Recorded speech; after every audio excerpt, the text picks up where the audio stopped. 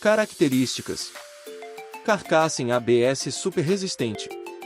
Sua entrada de alimentação é de 100 a 240 volts. Possui fonte chaveada de 12 volts com corrente máxima de 1 ampere para ligação de outros dispositivos. Possui chave para liga e desliga, e LED indicativo de funcionamento. O ajuste de tempo de disparo da sirene é ajustável de 0 a 80 segundos, e seu volume pode chegar até 100 decibéis. Compatível com todos os sensores magnéticos com fio de contato NF e chaves micro-switches.